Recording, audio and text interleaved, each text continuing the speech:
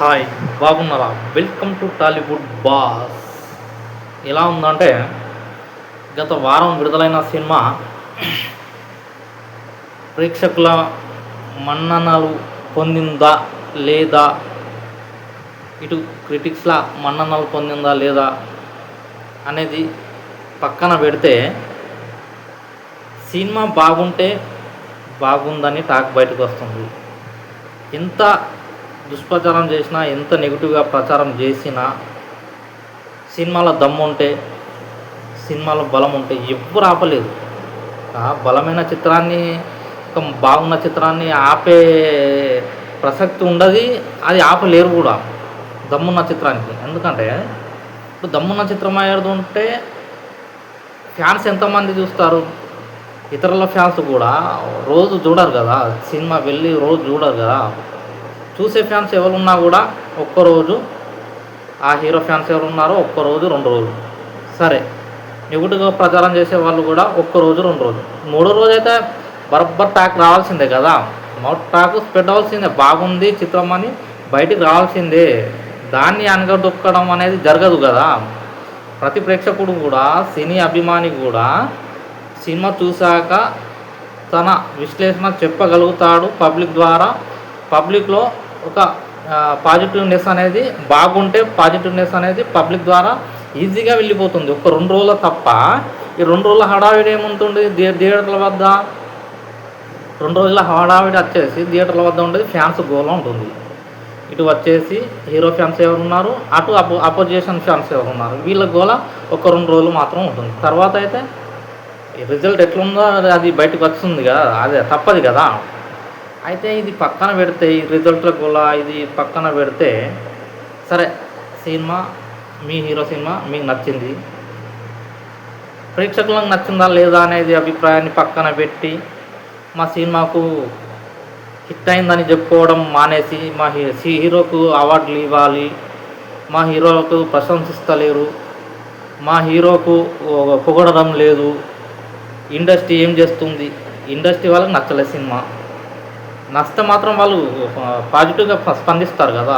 చిత్రం నచ్చిన వాళ్ళే, ప్రేక్షకుడైనా కూడా, అది ఇండస్ట్రీలో ఎవరైనా కూడా, బయట ప్రేక్షకుడైనా, ఇండస్ట్రీలో ఏ హీరో అయినా కూడా బాగున్న చిత్రానికి ఎవరైనా కూడా ప్రశంసిస్తారు, ట్వీట్ చేస్తారు. బాగుంటే బాగుంది, బాగా యాక్టింగ్ చేశాడు అని ట్వీట్ చేస్తాడు. ఇది గాక ఎలా ఉందంటే, మీ అభిమాన హీరో కావచ్చు, కానీ ఇక్కడ ఎట్లా ఉందంటే, మా హీరోకు Nandi award, Oscar award, Bhaskar award, national award, ఈ అవార్డులు రావాలని మీరు అనడం లేదేంటి? మీరు ట్వీట్ ఎందుకు చేయడం లేదు? మా హీరో గొప్పగా నటించాడని మీరు ట్వీట్ ఎందుకు చేయడం లేదు?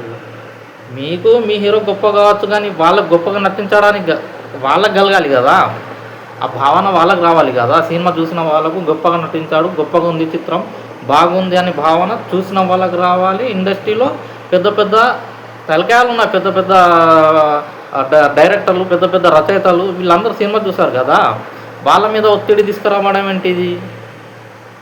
అంటే బలవంతంగా ఒత్తిడి చేయడం ఏంటిది? మీరు ఎందుకు అనడం లేదు మా హీరో గురించి, మా హీరోకు ఎందుకు పొగడడం లేదు, ఎందుకు ప్రశంసిస్తలేరు? ప్రశంసలు కూడా అడుక్కునే స్థాయికి దిగజారాయి. ఇక్కడ ఎలా ఉందంటే, అవార్డులు అడుక్కునే స్థాయికి దిగజారాయి, ప్రశంసలు అడుక్కునే స్థాయికి దిగజారాయి, పొగడతలు కూడా అడుక్కునే స్థాయికి దిగజారిపోయాయి. అంటే బలవంతంగా అది, నువ్వు ఎందుకు పొగడతలేవు మా హీరోను, మా హీరోకు నేషనల్ అవార్డు వస్తుందని ఎందుకంటలేవు, నువ్వు ఎందుకు చెప్తలేవు అని ఒత్తిడి తీసుకొస్తున్నారు, ఇక్కడ బెదిరిస్తున్నారు.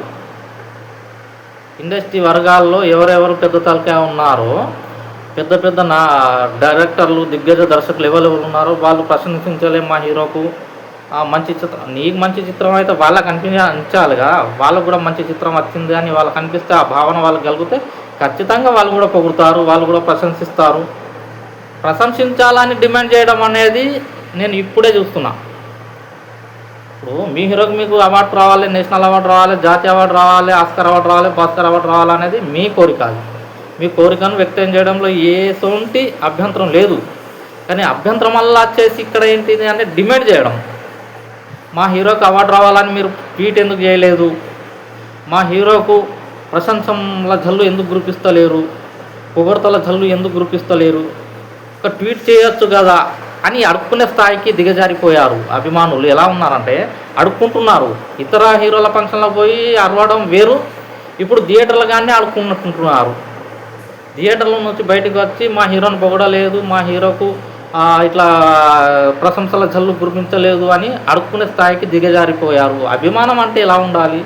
మీ హీరో మీ నటన మీ పరంగా మీకు గొప్ప కావచ్చు, మీ హీరో గొప్పగా నటించాడు కావచ్చు, మీకు అలా అనిపించింది కావచ్చు. కానీ ఎదుటి మనిషికి కూడా అలా అనిపించినప్పుడే అది కరెక్ట్ అయిన రిజల్ట్ అనేది బయట వస్తుంది. ఎందుకంటే దాన్ని కూడా ఆ రిజల్ట్ను కూడా బలవంతంగా ఒత్తడం అనేది, బలవంతంగా రుద్దడం అనేది, ఈ రుద్దడం